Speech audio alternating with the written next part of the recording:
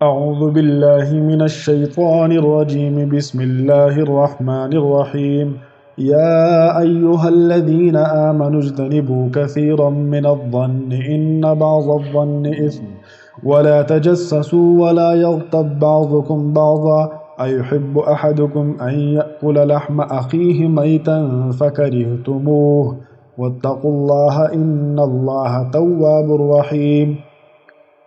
اس آیت کریمہ میں ایمان والوں کو مخاطب کر کے بتایا گیا ہے کہ بہت زیادہ گمان کرنے سے بچو، کیونکہ اکثر گمان ایسے ہوتے ہیں جو کہ گناہ ہوتے ہیں۔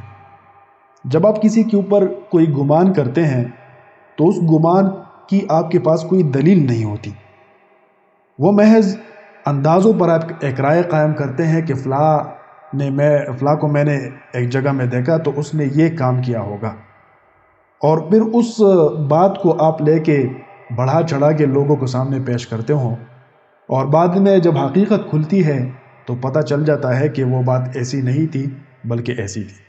تو اس وجہ سے اللہ تعالیٰ نے فرمایا کہ یہ گمان کرنے سے بچو، کیونکہ بعض گمان کرنا یہ گناہ کا کام ہے۔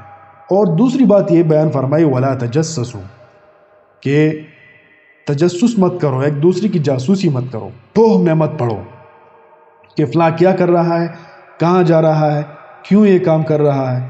یہ جو چیزیں ہیں یہ انسان کو تباہ کرنے والی چیزیں۔ وَلَا يَغْتَبْ بَعْضُكُمْ بَعْضًا، اور بعض آپ میں سے بعض کی غیبت بھی نہ کرے۔ یہ غیبت کرنا، توہ میں پڑھنا، تجسس کرنا، گمان کرنا، یہ سب گناہ کے کام ہے، اور اس سے حد الامکان بچنا چاہیے۔ اگر کہیں غلطی سے ہو جائے تو اللہ تعالیٰ سے توبہ اور استغفار کرنا چاہیے۔ اللہ تعالیٰ ہم سب کو اس پر عمل کرنے کی توفیق عطا فرمائے، آمین۔